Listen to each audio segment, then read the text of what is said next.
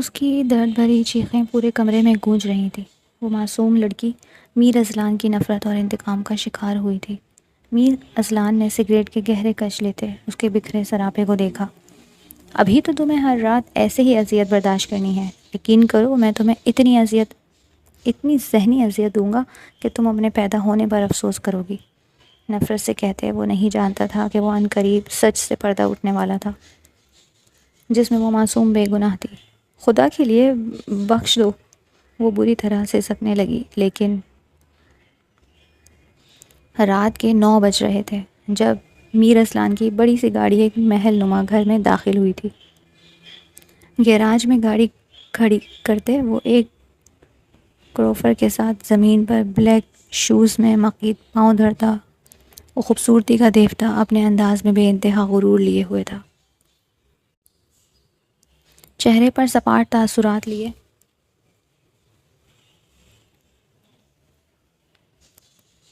وہ گھر میں داخل ہوا تھا۔ یہاں ہر طرف ایک جامد سناٹا چھایا ہوا تھا۔ وہ ایک روبوٹ کی طرح چلتا ایک کمرے کے دروازے پر ذرا دیر کو رکا تو اس کے ہونٹوں پر چند پل کے لیے ایک پر اسرار سی مسکراہٹ پھیلی، اور پھر وہ دروازہ کھولتے ساتھ ہی وہ مسکراہٹ غائب ہوئی تھی۔ وہ گھر باہر سے دکھنے میں جتنا خوبصورت تھا، لیکن وہ کمرہ اتنا ہی زیادہ عجیب و غریب سی چیزوں سے بھرا پڑا تھا۔ اس کمرے کی دیواریں کالے رنگ میں رنگی تھیں، اوپر سے رنگ برنگی جلتی بجھتی مختلف لائٹس اس کمرے کو مزید خوفزدہ بنا رہی تھیں، اور پھر تھوڑی ہی دیر بعد وہ اس گھر میں موجود سب سے الگ تھلگ کمرے کے اندر سے باہر تک ایک شور برپا ہوا، اور گھر کی خاموشی ٹوٹی تو تھی، لیکن اس کے باوجود اس شور کے ساتھ گھر میں ہر جگہ وحشت ناک تاثرات چھائے تھے۔ اپنا پہنا بلیک کوٹ اتار کر سامنے موجود ایک اکلوتے صوفے پر پھینکتے میر اذلان نے دیوار پر نصب کچھ مخصوص بٹن دبائے تو کمرہ خونخوار جانوروں کی دھاڑوں سے گونج اٹھا تھا، اور اس کے ساتھ ہی کسی اور کی بھی آواز بلند ہوئی تھی، اور وہ آواز تھی ایک نسوانی وجود کی جو ڈر و خوف سے چیختی مرنے کو تھی۔ اس کے دل دہلا دینے والی چیخیں کسی کا دل بھی چیر سکتی تھی، لیکن میر اذلان ایک پتھر دل انسان تھا، اور اس پر اس لڑکی کی چیخ و پکار کوئی اثر نہیں ڈال رہی تھی، بلکہ وہ ایک تمسخرانہ نگاہ اس لڑکی پر ٹکائے بیٹھا خود کو پرسکون محسوس کر رہا تھا۔ اس لڑکی کی درد بھری چیخیں پورے کمرے میں گونج رہی تھیں۔ وہ معصوم لڑکی میر اذلان کی نفرت اور انتقام کا نشانہ بن رہی تھی۔ میر اذلان کرسی پر ٹانگ چڑھائے بیٹھا سگریٹ کے گہرے کش لگا لیتا اس بکھرا سراپے لیے لڑکی کو دیکھ رہا تھا۔ ابھی تو تمہیں ہر روز ہر رات ایسی ہی اذیتیں برداشت کرنی ہیں۔ یقین کرو ہر رات تمہیں اتنی ذہنی اذیتیں دوں گا کہ تم اپنے پیدا ہونے پر افسوس کرو گی۔ میر اذلان کا لہجہ نفرت سے بھرا تھا، مگر وہ نہیں جانتا تھا کہ عنقریب سچ سے پردہ اٹھنے والا ہے جس میں سامنے موجود معصومیت لڑکی بے گناہ تھی۔ خدا کے لیے بخش دو، وہ لڑکی نے ڈھال سی کیفیت میں بامشکل بولی تھی، لیکن اس کے التجا میں میر اذلان پر کوئی اثر نہیں ڈالا تھا۔ وہ اسی طرح بے حس بنتا اسے دیکھ رہا تھا جو تکلیف سے سسک رہی تھی۔ میر اذلان بلیک 4 پیس میں نکسک سے تیار ناشتے کی ٹیبل پر آ رہا تھا۔ ایک کان میں ایئرپورٹ لگائے وہ سنجیدگی سے کسی سے بات کرتا ایک کمرے کے دروازے پر رکا تھا۔ کال بند ہونے کے بعد اس نے پہلے ایک بار دستک دی، اور پھر آگے سے کوئی رد عمل نہ آنے پر وہ دروازہ کھول گیا تھا، لیکن مکمل اندر داخل ہوئے بغیر اس نے وہیں کھڑے اندر جھانکا، اور کمرے کے مالک کو ابھی تک خواب خرگوش کے مزے لیتے دیکھ کر وہ بے ساختہ نفی میں سر ہلاتے زور سے دروازے پہ دستک دے گیا تھا۔ میر اذلان ٹھیک 15 منٹ بعد تم ناشتے کی ٹیبل پر موجود ہو، رائٹ؟ بھاری باروب لہجے میں وہ اپنی بات کہتا وہاں سے پلٹ گیا تھا، کیونکہ وہ مقابل کو آنکھیں مسلتا دیکھ چکا تھا۔ بگ برو، پیچھے سے اسے مصنوعی مظلومیت بھری دہائی سنائی دی تھی جس سے وہ نظر انداز کرتا سیڑھیوں سے اترتا نیچے چلا آیا تھا۔ کیا بھائی کچھ دن تو سکون سے سو لینے دیں، آپ کو خود تو نیند آتی نہیں، مجھے معصوم کو بھی سونے نہیں دیتے۔ میر اذلان اخبار لیے بیٹھا تھا جب میر ارسلان نے منہ بسوڑتے اپنی جگہ سنبھالی اور جوس کا جگ اپنی طرف کیا تھا۔ میرے خیال میں 1 ہفتہ بہت تھا تمہاری نیندیں پوری ہونے کے لیے، اب سے روز تم میرے ساتھ آفس جاؤ گے۔ میر اذلان نے اپنی بات سے ارسلان کی پوری آنکھیں کھول دی تھی۔ واٹ نو، میر ارسلان کی آواز بلند ہوئی تھی۔ بس جلدی ناشتہ کرو، ابھی نکلنا ہے ہمیں۔ میر اذلان نے جیسے اسے صدمے کا شکار کرنے کی ٹھان لی تھی۔ بھائی میں وہ آپ کو بتانا بھول گیا کہ میں کل پاکستان جا رہا ہوں، یونیس سے فری ہوں تو سوچا کچھ دن پاکستان میں چاچو اور کزن کے ساتھ گزار لوں۔ ویسے بھی سمرہ کی برتھ ڈے آ رہی ہے اور نمرہ بھی بہت اصرار کر رہی تھی، بس کچھ دن پلیز بھائی۔ آخرکار اسے آفس کی جھنجھٹ سے چھٹکارا پانے کا بہانہ سوجھ ہی گیا تھا۔ وہ اب معصوم چہرہ بنائے بڑے بھائی کو دیکھ رہا تھا۔ اچھا ٹھیک ہے، لیکن اس کے بعد کوئی بہانہ نہیں۔ ویسے میں دیکھ رہا ہوں تمہارے پاکستان کے چکر کچھ زیادہ ہی نہیں لگ رہے۔ میر اذلان اسے خوش کرتے بعد میں تھوڑا تفتیشی انداز اپنا گیا۔ نہیں بھائی ایسا تو نہیں ہے، آپ یہاں بزی ہوتے ہیں اور میں بھی یونی کے علاوہ بور ہونے کی بجائے پاکستان چلا جاتا ہوں، وہاں اچھا دل لگ جاتا ہے چاچو کے ساتھ۔ میر ارسلان پہلے کچھ بوکھلایا لیکن پھر خود کو سنبھال گیا تھا۔ ناشتہ کر لیا ہے تو آ جاؤ، میں تمہاری فلائٹ کنفرم کروا دوں گا۔ میر اذلان اپنا ناشتہ مکمل کرتا اٹھ کھڑا ہوا تو میر ارسلان بھی اپنی چائے کا ایک بڑا سا گھونٹ بھرتا اس کے ساتھ گھر سے نکلتا چلا گیا تھا۔ میر اذلان کے والدین کا تعلق پاکستان سے تھا۔ میر اذلان کا والد بہت زیادہ سیاسی اثر و رسوخ رکھنے والا انسان تھا کہ سیاست ان کے گھر میں آباء و اجداد سے چلتی آ رہی تھی، جس کی وجہ سے ایک دن میر اذلان کا باپ ایک بہت بڑے جلسے میں ایک نامعلوم گولی کا شکار ہوتے موقع پر ہی جاں بحق ہو گیا کہ اس کے قاتل کا کبھی پتہ نہیں چل سکا۔ ان دنوں میر اذلان اپنی پڑھائی کے سلسلے میں امریکہ میں موجود تھا۔ وہ اپنے باپ کے مرنے کے بعد پاکستان پہنچا تو ایک اور قیامت اس کی منتظر تھی کہ اس کی ماں اپنی عدت پوری کرتے ہی کسی اور سے شادی کرتے اپنے بیٹوں کو بھول گئی۔ اس مشکل وقت میں میر اذلان نے اپنے چھوٹے بھائی کو سنبھالا اور پاکستان کو ہمیشہ کے لیے چھوڑتے ہوئے وہ میر ارسلان کو بھی اپنے ساتھ امریکہ لے آیا تھا۔ یہاں اس نے ایک نئی زندگی کا آغاز کیا اور پھر کبھی واپس مڑ کر نہیں دیکھا، اور دن بدن ترقی کرتے وہ اپنا نام بنا گیا۔ میر ارسلان تو پھر بھی اکثر پاکستان کا چکر لگاتا رہتا تھا، لیکن میر اذلان نے بس چند ایک بار ہی پاکستان کا رخ کیا تھا۔ میر ارسلان کے کچھ عرصے سے پاکستان آنے کی وجہ ایک تھی، اور وہ اس وجہ کا نام تھا حیا فاطمہ نامی لڑکی جسے ارسلان نے نمرہ کے کالج میں دیکھا تھا۔ وہ پہلی نظر کی محبت کا شکار ہوا تھا۔ وہ بار بار حیا کے سامنے آنے لگا، لیکن وہ آگے سے کافی پتھر دل لڑکی ثابت ہوئی تھی کہ کبھی اس نے ارسلان کی حوصلہ افزائی نہیں کی تھی، جبکہ ارسلان دل کے ہاتھوں مجبور اس کے ارد گرد منڈلاتا پایا جاتا تھا۔ حیا فاطمہ خوبصورتی کی اصلی مثال تھی۔ اپنے نام کی طرح وہ شرم و حیا کی مورت تھی۔ گول سرخ و سفید چہرے کے گرد ہر وقت اسکارف لپٹائے وہ سب سے الگ لگتی تھی۔ شاید یہی وجہ تھی کہ ارسلان اتنی جلدی اس کی طرف متوجہ ہوا تھا۔ کیا بات ہے ارسلان، کن خیالوں میں کھوئے ہوئے ہو؟ ارسلان اپنے چاچو میر افتخار کے گھر میں موجود اپنے کمرے میں کھڑکی میں کھڑا سوچوں میں گم تھا جب وہاں سمرہ آئی تھی۔ آپ جانتی تو ہیں میں کس کے خیالوں میں گم رہتا ہوں؟ اس کا لہجہ کچھ اداسی لیے ہوئے تھا۔ تم بھی تو پاگل ہو چکے ہو ارسلان، دفع کرو اسے، یہاں پاکستان اور وہاں امریکہ میں ایک سے بڑھ کر ایک لڑکی ہے، تمہیں پتہ نہیں اس میں کیا نظر آتا ہے؟ سمرہ نخوت سے بولتی چلی گئی۔ آپ نہیں سمجھیں گی، چھوڑیں اس بات کو، آپ یہ بتائیں آپ کی سالگرہ کی تیاریاں ہو گئیں؟ ارسلان نے موضوع بدلا۔ ہاں سب مکمل ہے، تم بتاؤ تمہارا وہ کھڑوس بھائی آ رہا ہے یا نہیں؟ ہر بار مجھے پاگل بناتا ہے۔ سمرہ نے آس لیے پوچھا، کیا پتہ اس بار وہ ظالم اپنا دیدار کروا جائے۔ کچھ کہا نہیں جا سکتا، میں نے یاد تو دلا دیا تھا، اب آگے آپ کی قسمت۔ ارسلان نے کندھے اچکائے۔ قسمت تو خیر میری بہت اچھی ہے۔ اچھا مجھے کہیں جانا ہے، پھر ملتے ہیں۔ سمرہ مغروریت سے بولتی کمرے سے چلی گئی تھی۔ نمرہ اور ارسلان لان میں چہل قدمی کرتے باتوں میں مصروف تھے۔ جب ارسلان نے ایک انجان لڑکی کو گھر کے اندر جاتے دیکھا تو وہ حیرانی سے نمرہ سے اس کے بارے میں استفسار کرنے لگا۔ اس لڑکی کو دیکھتے نمرہ کے چہرے پر کچھ تاثرات نہیں تھے۔ یہ لڑکا آپ ہی کا کلاس فیلو ہے عمر، اکثر گھر میں آتا جاتا ہے۔ نمرہ نے بیزاری بھرے لہجے میں جواب دیتے ارسلان کو کسی اور بات کی طرف متوجہ کر لیا تھا۔ نمرہ کی سالگرہ کا دن آ پہنچا تھا اور اس بار بھی میر اذلان نہیں آ پایا تھا۔ وہ اپنے بزنس مصروفیات کا بہانہ کرتا سمرہ کو اس کی پسند کا گفٹ بھیج چکا تھا۔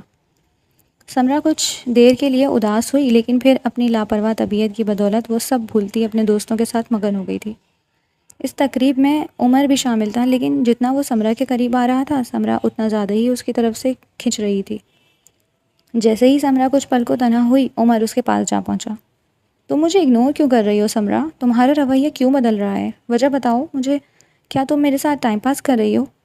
عمر اس کے سامنے آتا غصے سے بولا، جس پر سمرہ گھبرائی تھی، لیکن پھر ایک گہرا سانس بھرتی وہ سپاٹ لہجے میں بولی تھی، ہاں کچھ ایسا ہی سمجھ لو، تم جو مجھ پہ فدا تھے تو میں نے سوچا چند دن تمہیں خوش کر دوں، لیکن تم تو اب سر پر سوار ہونے لگے ہو۔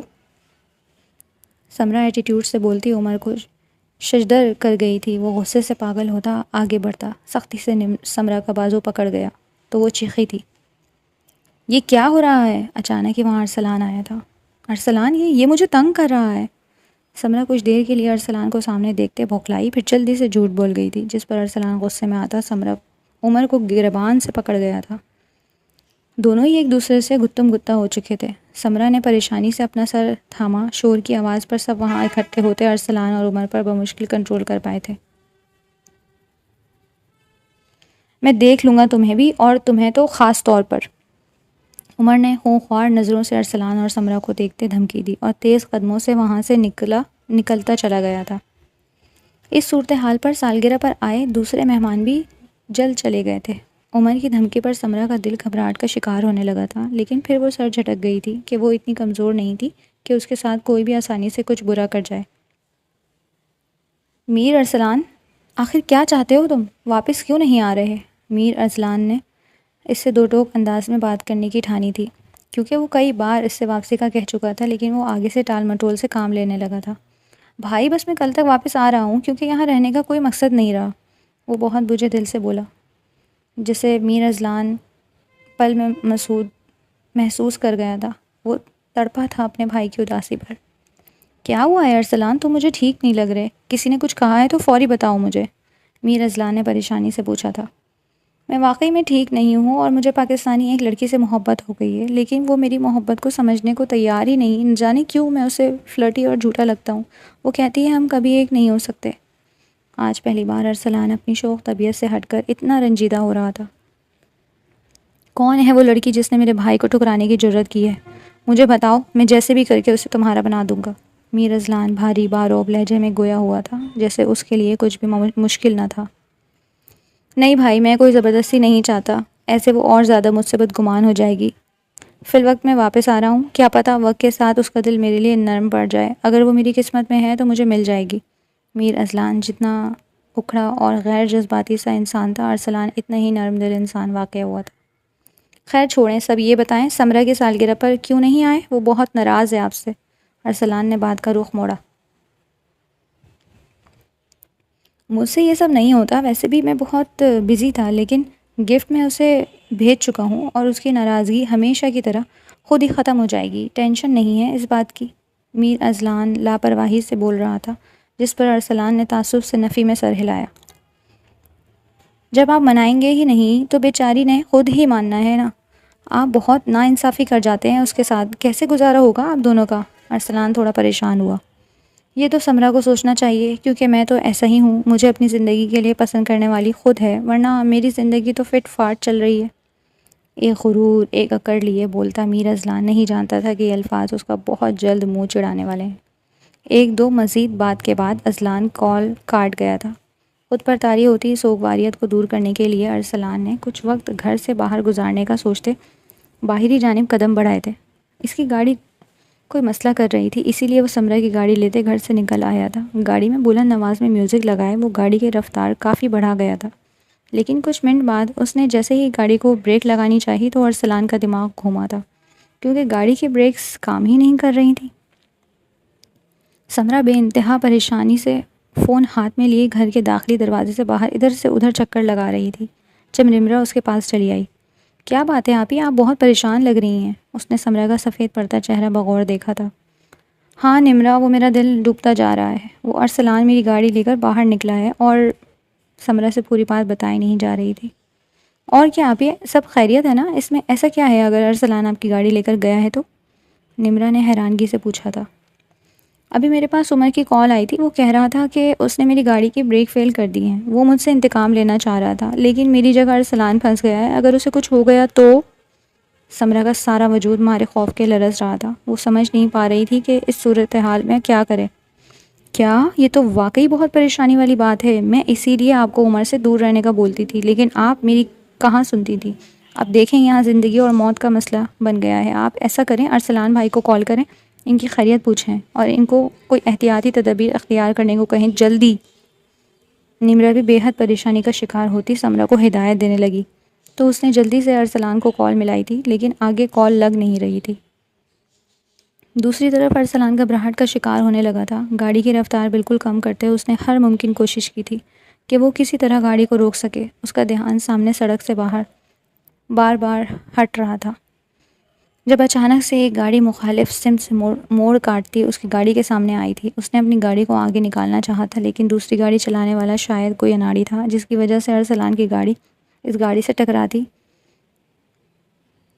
ڈی کے ہاتھوں سے آؤٹ آف کنٹرول ہوئی، اور جس کی وجہ سے وہ پھر چاہ کر بھی اسٹیئرنگ پر قابو نہیں رکھ سکا اور گاڑی کی کئی بار فٹ پاتھ سے ٹکراتی کلہ بازی کھاتے الٹی گر پڑی تھی۔ کافی بھیانک ایکسیڈنٹ تھا جس کی بدولت ارسلان شدید زخمی ہوتا اپنے ہوش کھو بیٹھا تھا۔ میر ارسلان کو جیسے ہی اس حادثے کے بارے میں علم ہوا وہ پہلی ہی فلائٹ پکڑتے ہوئے پاکستان پہنچا تھا۔ وہ ہمیشہ سرد لب و لہجہ رکھنے والا اور سپاٹ چہرہ لیے رکھنے والا انسان اپنے بھائی کو زندگی اور موت کی جنگ لڑتے دیکھ کر وہ جیسے خود جینا بھول رہا تھا۔ اپنے رف ٹف سے حلیے میں بس سارا وقت ہاسپٹل میں رہا تھا، کیونکہ کافی وقت گزرنے کے بعد بھی ارسلان کو ہوش نہیں آ پا رہا تھا۔ لیکن آخرکار ارسلان کو کچھ وقت کے لیے ہوش آیا تو سب نے ہی شکر کا کلمہ پڑھا تھا۔ سمرہ اور نمرہ کے ساتھ میر افتخار بھی میر ارسلان کے ساتھ رہے تھے، جس کے لیے وہ ان کا بے حد احسان مند تھا۔ ارسلان کے ہوش میں آنے پر میر ارسلان نے اس کے حادثے والی جگہ پر جانے کا سوچا تھا۔ وہ جاننا چاہتا تھا کہ آخر ارسلان کی گاڑی کا ایکسیڈنٹ ہوا کیسے، لیکن جیسے ہی میر ارسلان ہاسپٹل سے ارسلان کمرے کے پاس سے ہٹا اور باہر کی جانب قدم بڑھائے تو سمرہ کی پیشانی پر پسینہ آیا تھا۔ اس کا دل بہت زوروں سے دھڑکا تھا۔ وہ بے ساختہ اپنے باپ کی طرف قدم بڑھاتی ان کو ذرا جھکنے کا اشارہ کرنے لگی اور پھر ان کی گردن جھکاتے ہی ان کے کان میں سرگوشیوں کے انداز میں بات کرنے لگی تھی۔ وہ پر اعتماد سی سمرہ اس وقت بے حد بوکھلاہٹ زدہ دکھائی دے رہی تھی۔ ان سے کچھ فاصلے پر کھڑی نمرہ بس ناسمجھی سے سمرہ کا یہ عمل دیکھ رہی تھی، لیکن وہ نہیں جانتی تھی کہ وہ اس وقت کیا سازشیں کرتی ارسلان کے کار حادثے کی اصل وجہ کو چھپاتے اصل مجرم کو سزا سے بچا رہی تھی۔ چاچو، ارسلان کا جس جگہ حادثہ ہوا ہے وہاں کچھ فاصلے پر ایک اور گاڑی بھی موجود ہے، اور سننے میں یہی آ رہا ہے کہ وہ گاڑی ہی ارسلان کے اتنے برے ایکسیڈنٹ کا سبب بنی ہے۔ وہ گاڑی چلانے والا انسان اپنی غلطی جانتے ہوئے وہاں سے بھاگ نکلا، لیکن وہ جو کوئی بھی ہے میرے قہر سے نہیں بچ پائے گا۔ جس نے میرے بھائی کو اتنی تکلیف کا احساس دلایا ہے، اب میں تب تک خاموش نہیں بیٹھوں گا جب تک اس انسان کو اتنا ہی بلکہ اس سے زیادہ درد کا شکار نہ کر دوں۔ میر ارسلان غم و غصے سے بھرتا میر افتخار کے سامنے اونچی آواز میں گھرراتے ہوئے بول پڑا تھا۔ اس کی باتوں پر میر افتخار نے نظریں چراتے اپنا ماتھا کھجانے لگے تھے۔ ایسا ہی کرنا ارسلان، جو دل میں آئے تم کر سکتے ہو، لیکن میں ایک بات کہنا چاہوں گا کہ یہ روڈ ایکسیڈنٹ وغیرہ تو یہاں پاکستان کے عام حالات میں سے ہے۔ تم اتنا سنجیدہ نہیں لو، بلکہ بس ارسلان کی طرف توجہ دو تاکہ وہ جلد از جلد پہلے کے جیسا ہو سکے۔ میر افتخار نے میر ارسلان کے غصے کو ٹھنڈا کرنا چاہا تھا، جس پر میر ارسلان نے کوئی جواب دیے بغیر بس ہنکارہ بھرنے پر اکتفا کیا تھا۔ وہ چہرے پر پرسوچ تاثرات لیے سامنے ٹیبل پر موجود چائے کا کپ اٹھا گیا تھا۔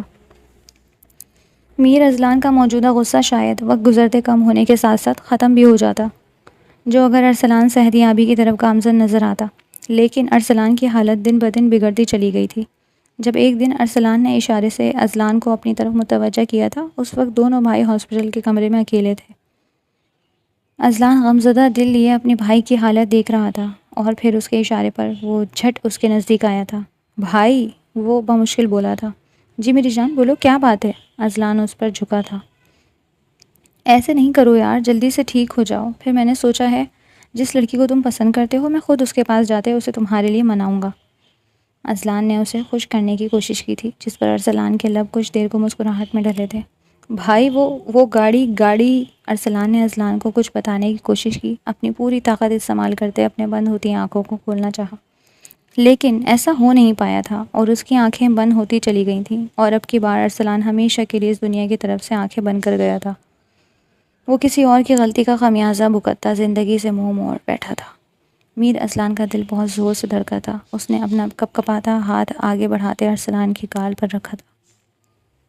ارسلان، میری جان، آنکھیں کھولو، میرا بچہ ایسا مذاق نہیں کرتے بھائی کے ساتھ۔ دیکھو یار، تم اچھے سے جانتے ہو تمہارے علاوہ اس دنیا میں میرا کوئی بھی نہیں اپنا نہیں، جو میری خوشی میں خوش ہو اور میرے غم میں غمگین. دیکھو اٹھو یار، ایسا نہیں کرو، اٹھو. اذلان لڑکھڑاتے لہجے میں بولتا، التجا کرتا، آخر میں چیخا تھا، کیونکہ وہ جان گیا تھا کہ ارسلان کے دل کی دھڑکن رک چکی ہے.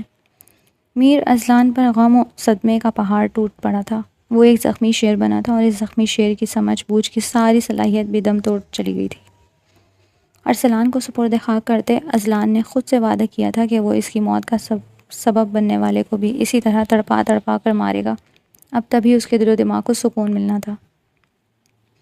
اذلان نے سب سے پہلے ارسلان کی گاڑی سے ٹکرانے والی گاڑی کے بارے میں تحقیق کرتے اس کے مالک کا سراغ حاصل کیا تھا، اور تب اسے پتہ چلا تھا کہ اس دن گاڑی چلانے والی ایک لڑکی تھی جو معمولی زخمی ہوئی تھی، اور پھر ڈرتے ہوئے وہ گاڑی وہیں چھوڑتی چلی گئی تھی، کیونکہ گاڑی میں کوئی خرابی ہونے کی وجہ سے وہ اسٹارٹ نہیں ہوئی تھی، اور اسی وجہ سے اس لڑکی تک پہنچنا آسان ہوا تھا.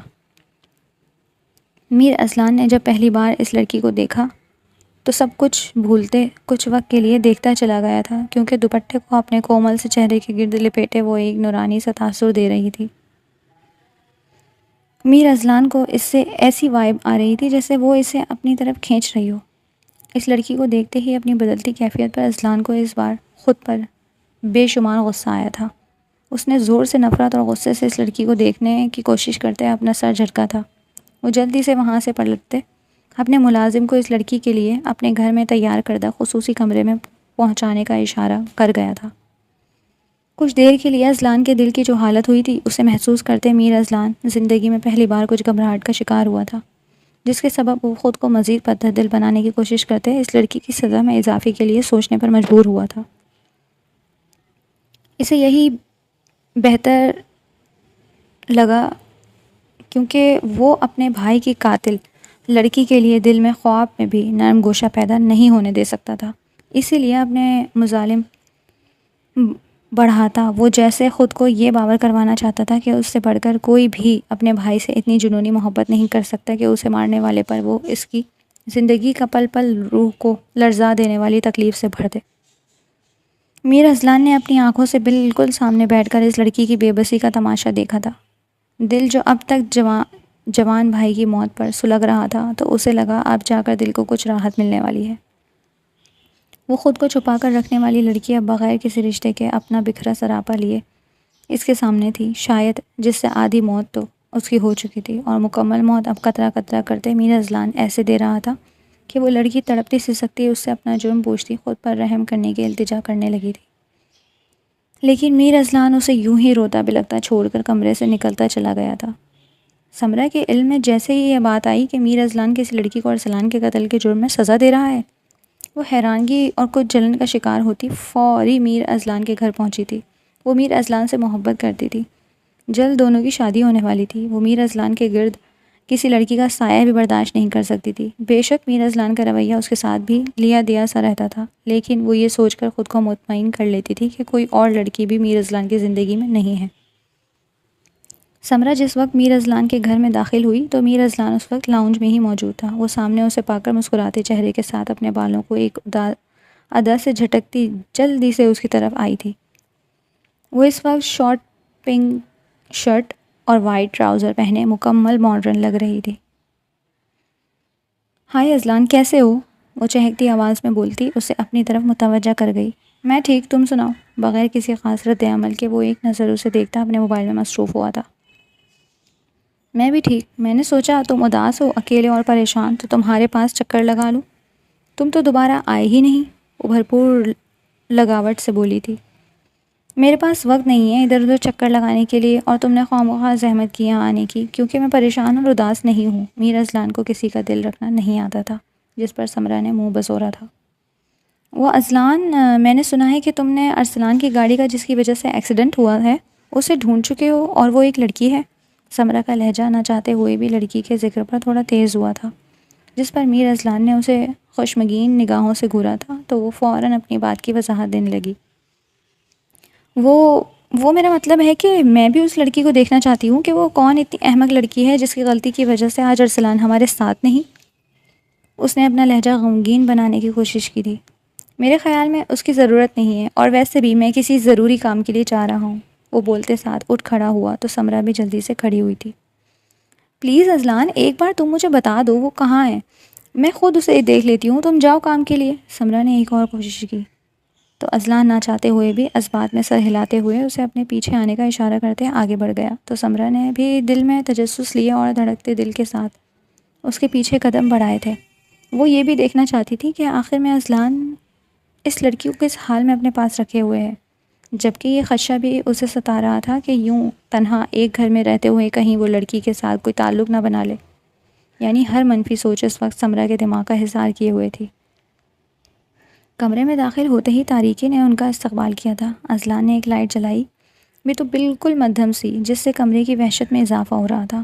سمرہ حیرت سے اس کمرے کو دیکھ رہی تھی جب اس کی نگاہ ایک طرف زمین پر بیٹھی لڑکی پر گئی جو کمرے میں کسی کی موجودگی کا احساس پاتے اپنی آنکھیں بار بار کھولتے بند کرتے آنے والوں کا چہرہ دیکھنے کی کوشش کرنے لگی۔ جیسے ہی سمرہ کی نظر اس لڑکی پر پڑی تو وہ بری طرح سے چونکی تھی۔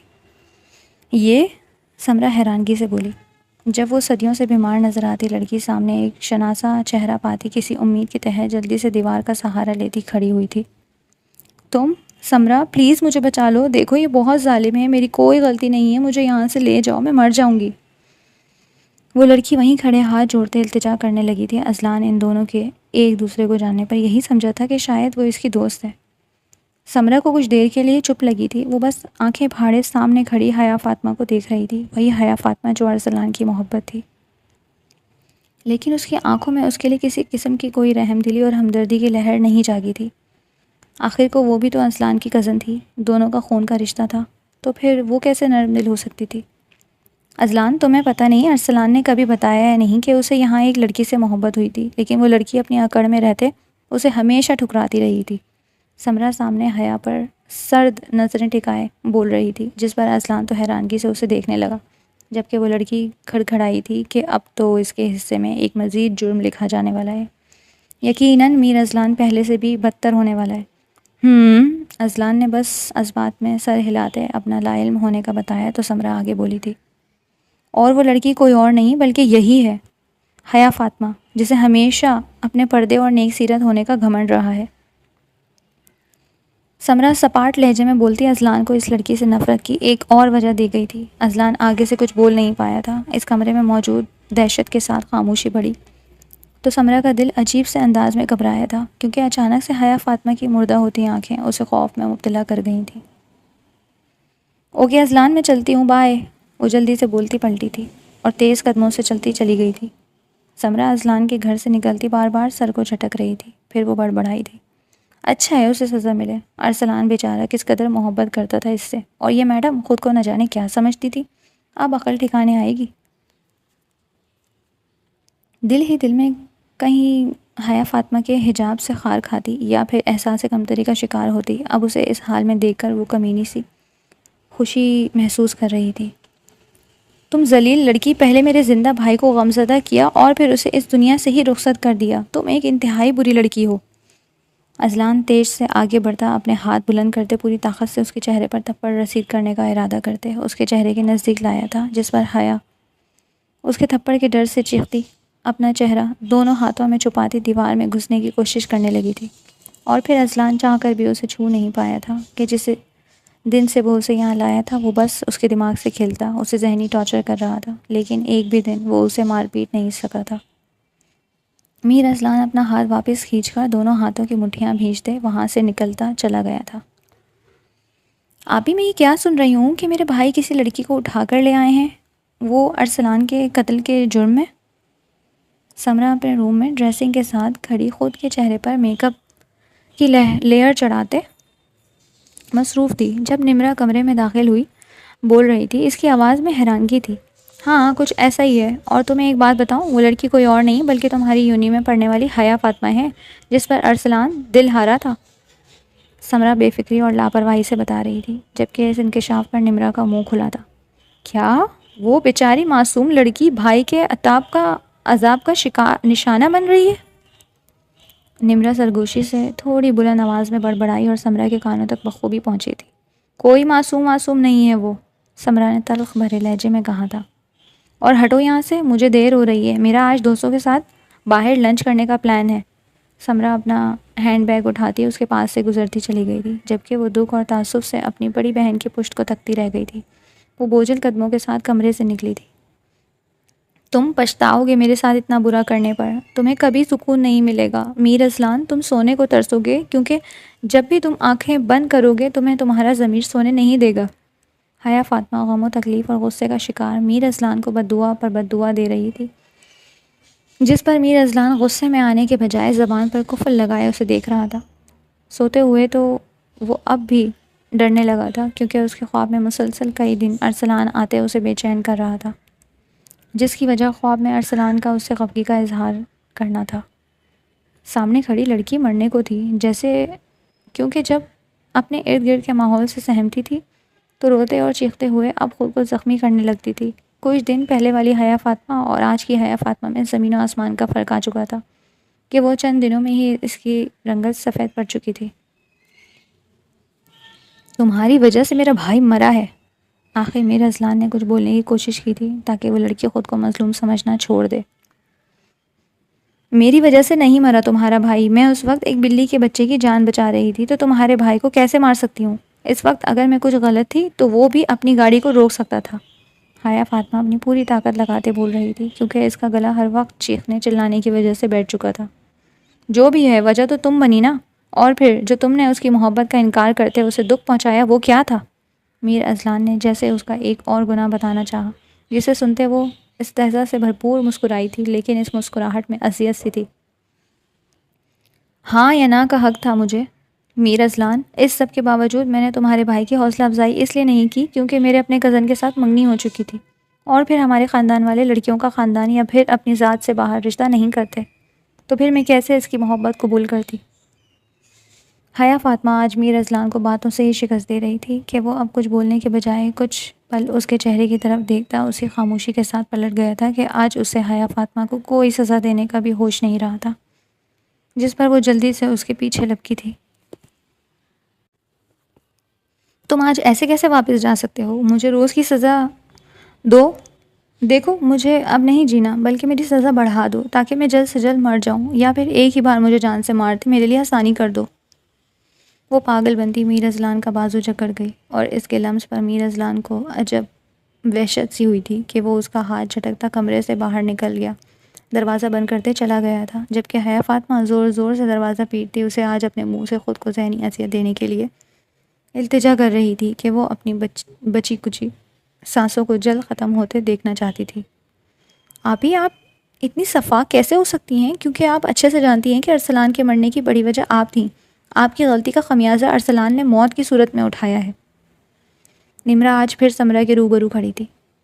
آپ نے کسی کے جذبات سے کھیلا، آپ نے ٹائم پاس کیا، کسی کی محبت کا مذاق اڑایا، سب کچھ آپ نے کیا، تو پھر یہ سب؟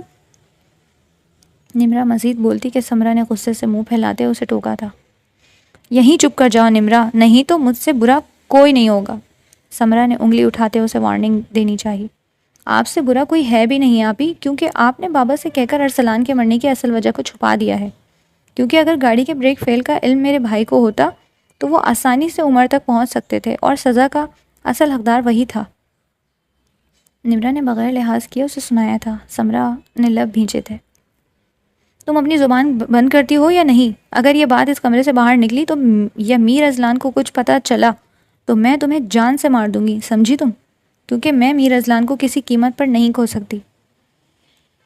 سمرا نے غصے سے چلا رہی تھی۔ جب اس وقت کمرے کا دروازہ کھلا تو اس نے دھڑکتے دل کے ساتھ فوری اس جانب دیکھا تھا اور پھر آنے والے انسان کو دیکھتے اس کا چہرہ فق ہوا تھا۔ کیا میر اصلان سب سن چکا تھا؟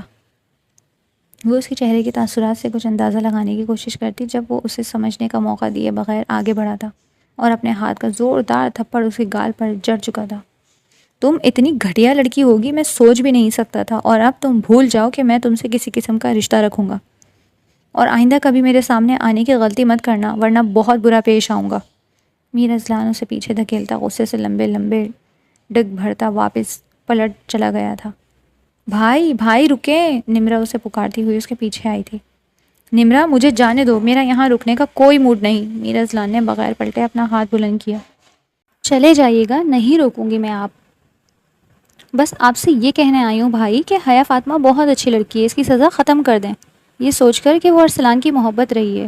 اس طرح ارسلان کی روح کتنی تکلیف میں ہوگی۔ نمرہ نے رنجیدگی سے کہا تو اس کی بات پر میر اذلان کا دل ٹکڑوں میں بٹا، سینے میں بہت گہرا احساس زیاں جاگا تھا۔ وہ بغیر کچھ بولے ایک بار زور سے آنکھیں بند کر کے کھولتا چلا گیا تھا۔ اس بار اس کے قدموں میں پہلے کی جیسی تیز رفتاری نہیں رہی تھی۔ اسے اب اچھے سے ارسلان کی پریشانی کی وجہ سمجھ آنے لگی تھی، جسے سمجھتے میر اذلان کا سانس رکنے سا لگا تھا۔ اشفاق، رقیہ کے ساتھ جاؤ اور اس کمرے میں موجود لڑکی کو اس کے گھر چھوڑاؤ۔ اذلان نڈھال سا لاؤنج کے صوفے پر آنکھیں بند کیے بیٹھا تھا۔ جی صاحب، اشفاق تابعداری سے بولتا اس کا کام کرنے کے لیے آگے بڑھا تھا۔ اشفاق اور رقیہ کے حیا فاطمہ کو لے جانے پر میر اذلان کے دل کی بے قراری بڑھی تو اس کے دل میں نہ جانے کیا سمائی کہ وہ بھی اپنی گاڑی میں بیٹھتا ان کے پیچھے نکل آیا تھا۔ رقیہ سہارے سے حیا فاطمہ کو گاڑی سے باہر نکالتے اس کے گھر کی طرف بڑھی تھی، اور پھر حیا فاطمہ کے گھر میں داخل ہوتے ہی وہ دونوں واپس چلے گئے تھے۔ لیکن میر اذلان ایسا نہیں کر سکا تھا۔ وہ جو ایک سائڈ پر گاڑی کھڑے کیے ہوئے تھا، ان کے جاتے ہی میر اذلان اپنی گاڑی حیا فاطمہ کے گھر کے بالکل سامنے لے آیا تھا۔ ہر وقت بہت بزی رہنے والا انسان آج بڑی تسلی سے اس لڑکی کے گھر کے باہر موجود تھا، جس سے کہنے کو اس کا کوئی رشتہ نہیں تھا۔ وہ جو گاڑی کی سیٹ سے ٹیک لگائے آنکھیں سامنے موجود گیٹ پر لگائے بیٹھا تھا کہ اچانک سے وہ سیدھا ہوا تھا، کیونکہ گھر کے اندر سے کسی نے بڑی بے دردی سے حیا فاطمہ کو باہر دھکا دیا تھا، جس کی وجہ سے وہ سڑک پر گر چکی تھی۔ میر اذلان تڑپتے ہوئے گاڑی سے نکلتے حیا فاطمہ کی طرف بڑھا تھا۔ حیا فاطمہ کو اپنے بازوؤں کا سہارا دیتے اذلان نے نظر اٹھاتے سامنے دیکھا تھا۔ یہاں ایک درمیانی عمر کا مرد آنکھوں میں نفرت لیے انہیں دیکھ رہا تھا، اور پیچھے سے ایک اور چہرہ بھی نمودار ہوا تھا، جسے دیکھتے اذلان ششد رہ گیا تھا۔ وہ چہرہ اس کی ماں کا تھا، جو اس مرد کے آگے حیا فاطمہ کو گھر میں لے آنے کی التجائیں کر رہی تھی، لیکن اب سامنے اپنے جوان جہان بیٹے کو دیکھتے ان کی آنکھوں میں آنسوؤں کی دھند چھائی تھی۔ لے جاؤ اس لڑکی کو یہاں سے، اب میرے گھر میں اس کی کوئی جگہ نہیں ہے، وہ مرد اونچی آواز میں غراتے ہوئے بولتا۔ دروازہ زور سے بند کر گیا تھا، اور اس کے ساتھ ہی اتنے سالوں بعد آمنا سامنا کرنے والے ماں بیٹے کا چہرہ بھی ایک دوسرے سے اوجھل ہو گیا تھا۔ اذلان نے کرب سے آنکھیں بند کر کے کھولی اور حیا فاطمہ کی طرف متوجہ ہوا، جو نڈھال سی جیسے بے ہوش ہونے کو تھی۔ میر اذلان کا دل دکھ سے بھرا تھا کہ وہ اس معصوم لڑکی کا مجرم بنا تھا، کہ وہ اس کی وجہ سے آج بے گھر ہو چکی تھی۔ اذلان اسے اپنے حصار میں لیے گاڑی کی طرف بڑھا۔ اگر جو حیا فاطمہ ہوش میں ہوتی تو کبھی اسے اپنے نزدیک نہیں آنے دیتی۔ حیا فاطمہ کو جب ہوش آیا تو وہ اس بار ایک آرام دہ بستر پر موجود تھی۔ کمرہ بہت بڑا، صاف ستھرا اور نفاست سے سجا تھا۔ وہ حیرانگی سے ادھر ادھر دیکھنے لگی، اور پھر اس کے دماغ میں سب روشن ہوتا چلا گیا تھا، اور اس کے ساتھ ہی اس کی آنکھوں سے آنسو لڑی کی صورت گالوں پر بہتے چلے گئے تھے۔ جب سر جھکائے میر اذلان کمرے میں آیا تھا کہ شاید اب کبھی اس کا سر حیا فاطمہ کے سامنے نہیں اٹھنے والا تھا۔ حیا فاطمہ نے اسے سامنے دیکھتے ناگواری سے منہ پھیرا تھا۔ آئی ایم سوری حیا فاطمہ، ہر ایک چیز کے لیے، میرے ہر ایک گناہ اور میری ہر ایک غلطی کے لیے۔ وہ اسی طرح نظریں جھکائے حیا فاطمہ کے پیروں کے پاس بیڈ پر ہی جا بیٹھا تھا، جس پر حیا نے فوراً اپنے پیر سمیٹے تھے۔ تمہاری معافی تلافی میرا کچھ بھی پہلے جیسا نہیں کر سکتے، اس لیے منہ دکھاوے کی معافی رہنے دو۔ حیا فاطمہ کا لہجہ کڑواہٹ سے بھرا تھا۔ تم جو بھی کہو میں کرنے کو تیار ہوں۔ اذلان نے سب کچھ اس کی مرضی پر چھوڑا تھا۔ مجھے کچھ بھی نہیں کہنا، تمہارے جیسے ظالم مرد سے تو بالکل نہیں، بلکہ اس دنیا کے سارے مرد ہی ایسے ہیں۔ مجھے بس اس گھر سے جانا ہے، تمہاری شکل بھی نہیں دکھنی۔ حیا فاطمہ اپنی بات کہتے ساتھ ہی بیڈ سے اترنے کی کوشش کرنے لگی تھی۔ نہیں پلیز رکو، ابھی تمہاری حالت ٹھیک نہیں، اور تم جاؤ گی کہاں؟ اذلان نے بے اختیاری سے اس کے ہاتھ پر ہاتھ رکھا، جس پر وہ ایک جھٹکے سے اپنا ہاتھ پیچھے کر گئی تھی۔ دور رہ کر بات کرو، اور میں یہاں مرضی سے جاؤں تو تم فکر کرنے کی ضرورت نہیں۔ اب ذرا سا سچ تمہارے سامنے آ گیا ہے تو تمہیں اچھا بننا یاد آ گیا۔ جب میں اپنی صفائیاں دینے کی کوشش کرتی تھی تو کسی انتہائی برے انسان کی طرح کان بند کرتے مجھ پر مظالم کے پہاڑ توڑے ہوئے تھے، حیا فاطمہ تلخی سے بولی تھی۔ اذلان کچھ دیر خاموش رہا، اور پھر جو بولا حیا فاطمہ کی پوری آنکھیں کھول گیا تھا۔ مجھ سے شادی کرو گی؟ اذلان خود بھی نہیں جانتا تھا کہ وہ کیا بول گیا ہے، اور اب خود بھی ذرا سے ہونٹ حیا کی طرف اس کا رد عمل جانچنے کے لیے دیکھنے لگا تھا۔ کیا تم نے ایسا سوچا بھی کیسے کہ اپنی زندگی برباد کرنے والے کے ساتھ اپنا نام جوڑوں گی؟ حیا فاطمہ نے چیخنے کی کوشش کی تھی، لیکن اس کے حلق سے بڑی مشکل سے دھیمی سی آواز نکلی تھی۔ دیکھو تم ایک بار ہاں تو کہو، پھر اس کے بعد تم مجھ سے جس طرح مرضی بدلہ لینا، میں اف بھی نہیں کروں گا۔ اذلان جلدی سے اس کے سامنے بیٹھ کے نزدیک دوزانوں بیٹھا تھا۔ اس کی اکڑ ٹوٹی تھی تو بہت بری طرح سے ٹوٹی تھی۔ تمہیں تمہارے بابا نے میری وجہ سے گھر سے نکال دیا، میں اپنا یہ گھر بلکہ سب کچھ تمہارے نام کر دوں گا تاکہ آئندہ میں کوئی غلطی کروں تو تم مجھے گھر سے نکال سکو۔ میرے پاس اپنی غلطیوں کا کفارہ ادا کرنے کے لیے اس کے علاوہ اور کچھ نہیں۔ اذلان کا چہرہ شرمندگی سے جھکا تھا۔ حیا فاطمہ کی آنکھیں اس پر ٹکی تھی۔ وہ کچھ سمجھنے کی کوششوں میں تھی۔ اپنا مستقبل اس کی آنکھوں کے سامنے بالکل واضح تھا۔ وہ ایک لڑکی ذات تھی، کبھی اکیلے اس بھری دنیا میں رہ نہیں سکتی تھی، اور باپ تو اسے گھر سے نکال چکا تھا، تو یقیناً اس کا نام نہاد منگیتر بھی اس کی طرف دیکھنا گوارا نہیں کرتا۔ اس کا باپ اس سے کبھی خوش نہیں رہا تھا کہ انہیں بیٹے کی خواہش تھی۔ اس کی پیدائش پر اس کی ماں چل بسی تو انہوں نے کچھ عرصے بعد اپنی پسند سے دوسری شادی کر لی، لیکن وہ اس بار اولاد کی خوشی سے ہی محروم رہے تھے، اور پھر اس محرومی پر غم و غصے کا شکار ہوتے اپنی دوسری بیوی اور بیٹی کو بھی کبھی خوش نہیں رکھ پائے تھے۔ اس کا کزن بھی لڑکیوں کو اپنے پاؤں کی جوتی سمجھنے والا انسان تھا، اور دل میں وہ کبھی اس رشتے پر خوش نہیں تھی، جبکہ سامنے بیٹھا شخص اب شرمندہ بھی تھا اور معافی مانگتے اسے زندگی کی تمام خوشیاں بھی دینے کو تیار تھا۔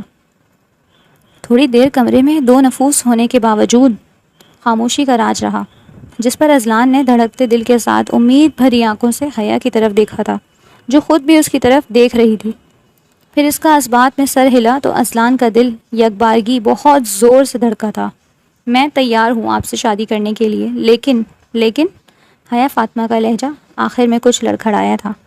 لیکن کیا؟ اذلان پوری طرح اس کی طرف متوجہ ہوا تھا، اس لیے جلدی سے پوچھا تھا۔ آپ کو اپنا کہا پورا کرنا ہوگا، نکاح سے پہلے یہ گھر میرے نام کر دیں۔ حیا فاطمہ کی آواز میں کہیں شرمندگی جھلکی تھی، لیکن وہ ابھی سامنے بیٹھے انسان پر مکمل بھروسہ نہیں کر سکتی تھی۔ اس کی بات پر اذلان دل سے مسکرایا تھا۔ ایسا ہی ہوگا جیسا تم چاہو گی، بے فکر رہو، اور شکریہ مجھ پر یہ احسان کرنے کے لیے، اور یہ بات کبھی دل میں نہ رکھنا کہ میں بس یہ اپنی غلطیوں کو سدھارنے کے لیے کر رہا ہوں، کیونکہ تمہیں پہلی بار دیکھنے پر میرے دل تم پر آ گیا تھا، لیکن تب اپنے چھوٹے بھائی کی محبت میں مبتلا تھا۔ خیر، وہ تو ابھی بھی دل میں بستا ہے، اور اب اس کے اصل قاتل تک میں بہت جلد پہنچ جاؤں گا۔ اذلان نے اس پر اپنے دل کا راز آشکار کرتا آخر میں ایک عزم کے ساتھ بولا تھا، چھوڑو ان باتوں کو، وہ میں چاہتا ہوں کہ ہم آج ہی نکاح کر لیں، کیونکہ میری خواہش ہے اب تم اس گھر میں میری محرم بن کر رہو۔ اذلان نے سوالیہ نگاہیں لیے اسے دیکھا تو حیا فاطمہ بھی ایک نظر اس پر ڈالتی اس بات میں سر ہلاتے اذلان کو خوش کر گئی۔